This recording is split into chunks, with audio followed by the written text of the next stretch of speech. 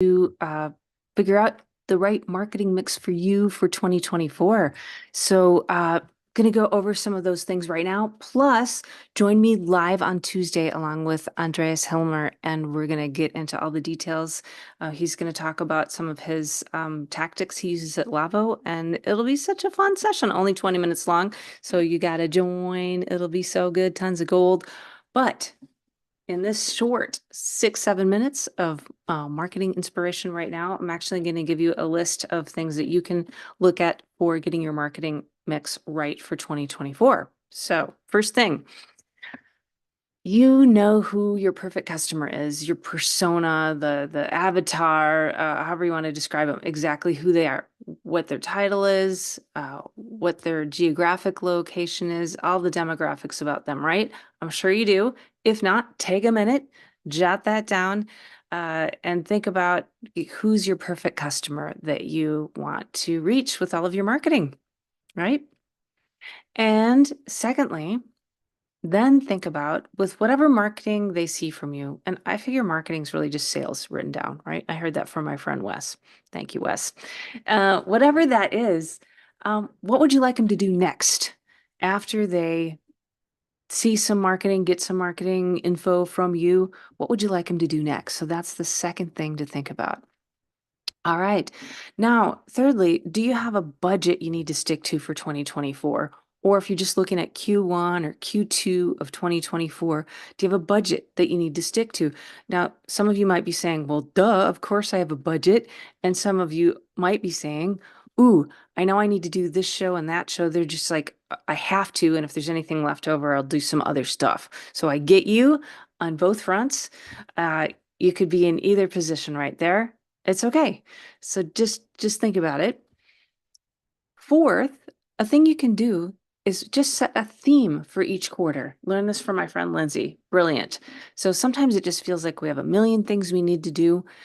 And setting a theme for each quarter helps us to kind of hone in. Do you have an initiative, a product, a service that you want to focus in on for Q1, for Q2, like that? Great way to kind of get things honed in. Now, tactics, right? So, as far as tactics go, going back to your persona, where do they hang out?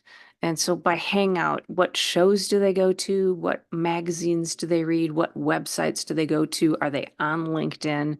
Where are they? Right. And so, knowing that, that helps you know where to put your marketing efforts. And that may seem captain obvious, but hey, I think it's really good to just kind of lay out the basics, right? So you've got that framework. So if you're looking for that kind of combination, that multi-touch marketing, I was in a really cool marketing class last night because I'm just like that, going to marketing classes and books and doing stuff all the time. And the person leading it, John, he was talking about when we're working with our prospects, we just want to see if they'll take one more step. Will they take one more step in clicking? Will they take one more step in signing up for a demo? Like always just sort of shooting for that one more step that they can take and moving toward working more closely with you. So thinking about that multi-touch marketing and where does that person hang out? So for Q1 and Q2, say we're just working on that right now. What shows or events do you need to do next year? So NAB show or whatever trade show or event you need to do. Maybe HPA, maybe something else.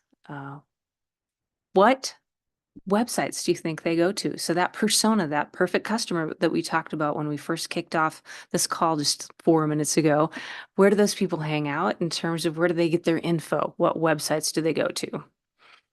Do they read any digital magazines or even print magazines? So depending on the market, print is still a thing or it's not. But just knowing that about your perfect person, about the persona, is super helpful. Are they on LinkedIn? Would it make sense on LinkedIn to do something there? So once you know where they hang out, then you can pick tactics that work for that. So just for LinkedIn, for example, so say you know that you want people with the word engineer in their title that are in the broadcast media industry, for example, you can set up automated messaging to say, hey, would you like to connect? You would. oh my gosh, nice to connect with you. And the next message doesn't need to be salesy. It's just, hey, here's some helpful info for you on this topic, or here's a quick something I put together for you on this topic, right? And you're going to also support that by having LinkedIn article, blog post, automated emails going out that are, with helpful information. If they're interested in this, then send this other thing. And all the while, if the goal is to get them to sign up for a demo or book a meeting at a show, always having that super clear, easy next step right in place on all of that marking so that if they see it, they'll know what next step to take, right?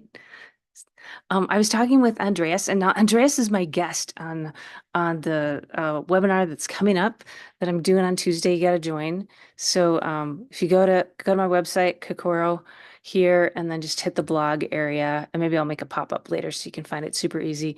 You'll see this how to choose the right marketing mix for 2024.